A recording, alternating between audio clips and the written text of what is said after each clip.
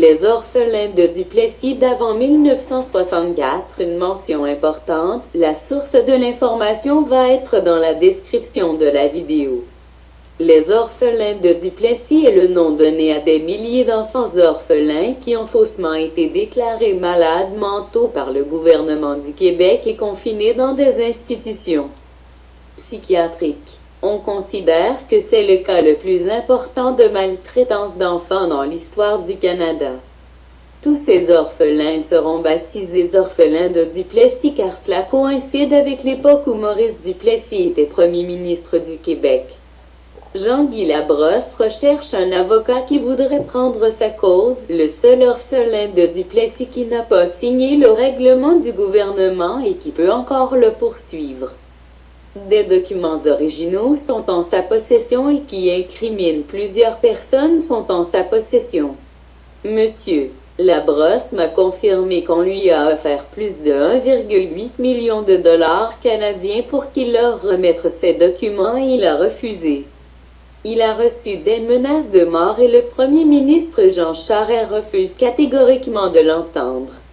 Monsieur Jean-Guy Labrosse a l'intention de poursuivre le gouvernement pour une somme de 26 millions de dollars canadiens et dispose de toutes les preuves légales pour gagner son procès. Cette histoire aura l'effet d'une bombe nucléaire si jamais elle est publiée tellement il y a eu de magouilles dans cette affaire. Des orphelins sont morts de façon douteuse dans cette histoire et Jean-Guy Labrosse détenait toutes les preuves qui vont incriminer les coupables. J'ai été souvent isolé en cellule en camisole de force et attaché directement sur le sommier du lit sans matelas qui était fixé sur le sol dans ma cellule.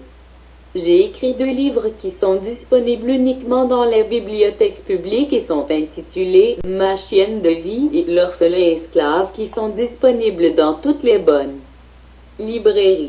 Vous pourrez connaître l'histoire horrible et véridique d'un enfant orphelin dont la vie fut un véritable enfer à vie aux cinéastes qui désirent tourner un documentaire sur des histoires d'horreur vécues. Je suis à la recherche d'un cinéaste qui pourrait tourner des scènes inédites de Saint-Michel d'Archange dans les tunnels souterrains de la mort, où se déroulait toute la magouille des Sœurs Grises. Je pourrais vous raconter en détail toutes les horreurs qui y ont été commises. Je suis le seul à avoir une autorisation spéciale pour visiter les tunnels de la mort dans cet établissement dont personne ne connaît car tout ce qui se passait dans cet établissement de frauduleux était souterrain.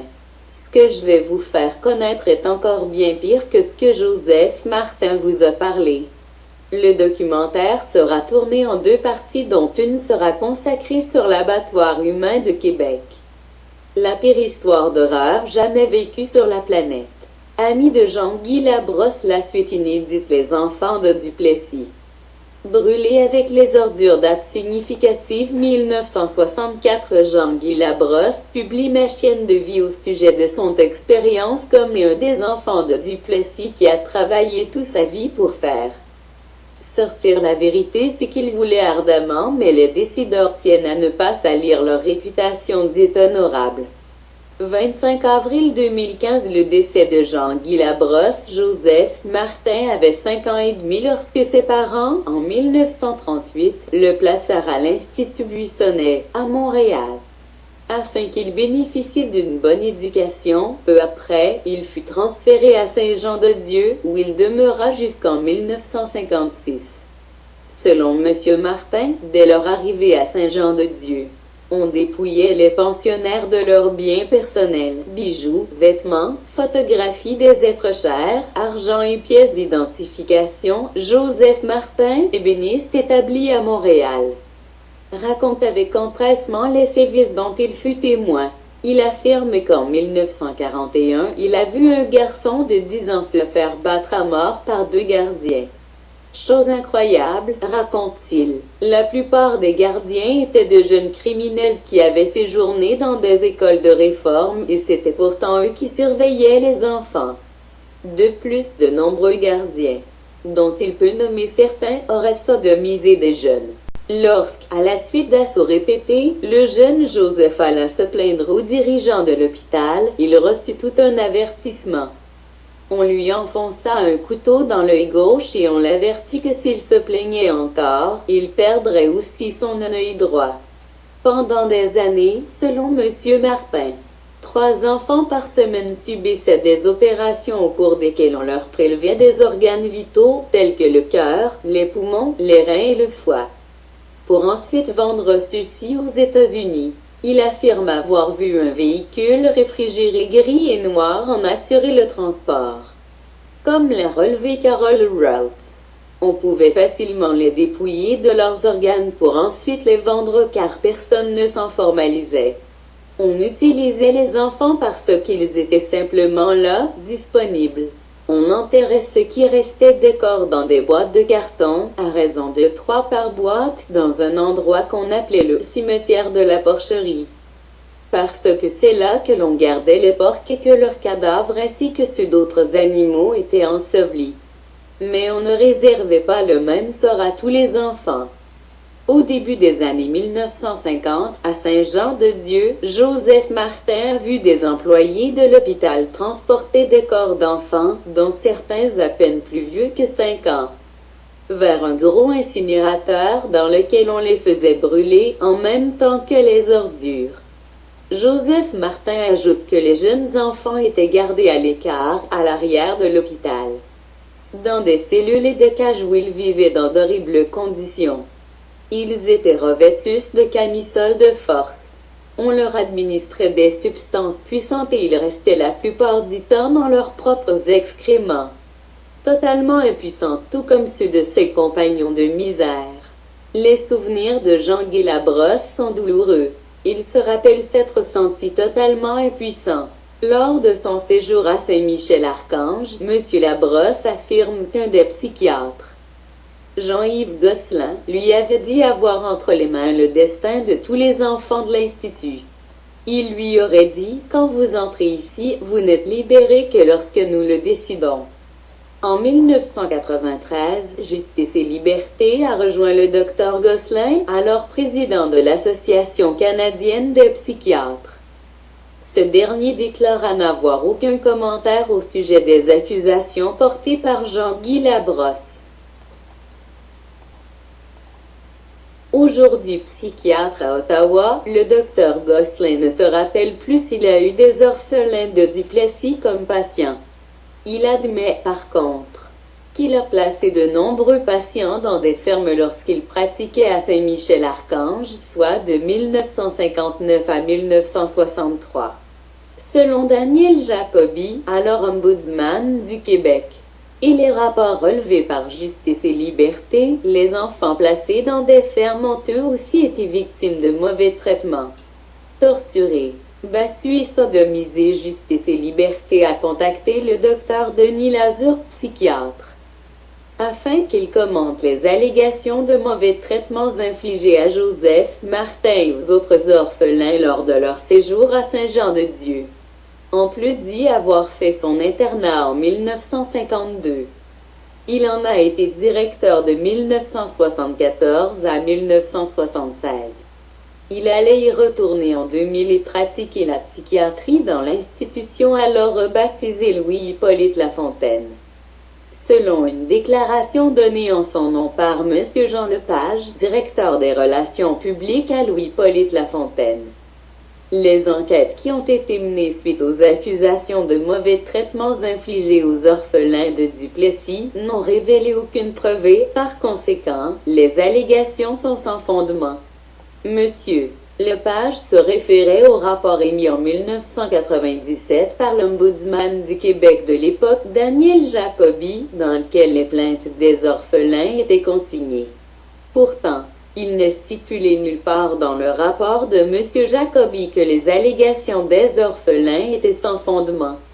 Au contraire, le rapport contenait des preuves selon lesquelles des traitements abusifs tels que des psychochirurgies, des électrochocs, des bains glacés, le port de la camisole de force, la torture, la sodomie ainsi que l'emprisonnement injustifié pendant des mois, voire des années, avaient été infligés.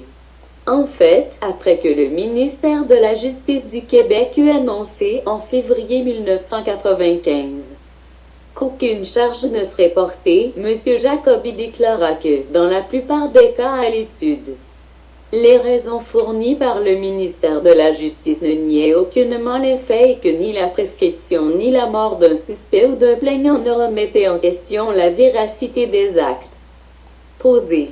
Rodvieno, convaincu du manque de sincérité du docteur Lazur, pointa du doigt les mémoires du médecin comme étant une preuve de ses agissements.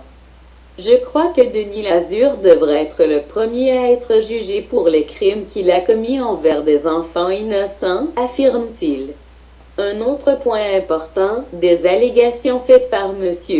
Viano et par d'autres personnes n'ont jamais été vérifiées. Selon Rodvieno, on ne peut conclure sans enquête que les accusations sont sans fondement.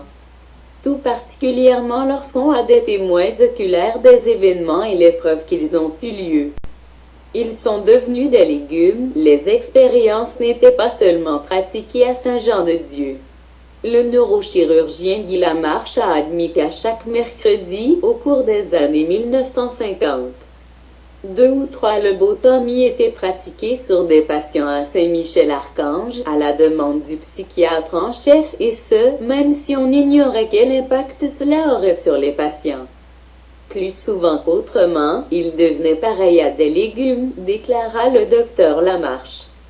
Selon Denis Côté, de la Commission des citoyens pour les droits de l'homme, une enquête officielle pourrait déterminer combien d'orphelins ont fait partie des victimes. Ce sombre épisode de l'histoire du Canada doit être rendu public lors d'une série d'audiences, a-t-il dit, et je crois qu'il serait mieux qu'une société indépendante s'en charge lors de sa propre enquête. Justice et Liberté s'est rendu compte qu'une campagne de duperie et de désinformation battait son plein. Afin de faire échouer toute enquête relative aux actes criminels ou à toute autre faute professionnelle de la part des psychiatres envers les orphelins et de garder le silence sur ce qui s'est vraiment passé. En outre, les orphelins de Duplessis qui ont porté plainte ont été l'objet de menaces et de coups.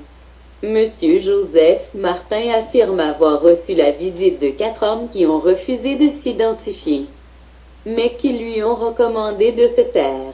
L'événement se serait passé peu de temps après que Justice et Liberté soient entrés en contact avec l'hôpital Louis-Hippolyte Lafontaine, afin de recueillir des commentaires sur les allégations de M. Martin et des autres orphelins. En tant qu'intervenant clé dans l'enquête menée par Justice et Liberté, les témoins de ces événements et leurs familles doivent être protégés, note de Ninki, quelle infamie. En plus d'avoir souffert les pires sévices toutes ces années durant, les voilà harcelés et intimidés pour vouloir se libérer de ce cauchemar, voire à ce qu'ils soient entendus et que les coupables de ces crimes soient amenés en justice. C'est trop demander à la justice. Des cobayes humains. Denis Lazur, président de l'Association canadienne des psychiatres en 1966, est un autre des praticiens impliqués dans l'affaire des orphelins de 1999 à 2001. Le docteur Lazur a été à la tête du Comité pour la défense des orphelins de Duplessis, un mouvement qui, d'après Rodvieno, a trahi ceux qu'il était censé aider. Ce dernier a d'ailleurs comparé la position qu'occupait le médecin au sein du comité à celle d'un renard dans une cage à poules dans son autobiographie Médecin et citoyen, publiée en 2002. Denis Lazur a écrit qu'en 1952, alors qu'il faisait son internat à l'Hospice Saint-Jean-de-Dieu, un établissement psychiatrique maintenant appelé l'hôpital Louis-Hippolyte Lafontaine, il lui arrivait régulièrement, ainsi qu'à 5 de ses collègues, d'administrer des électrochocs aux patients et de provoquer chez eux des chocs insuliniques. Le docteur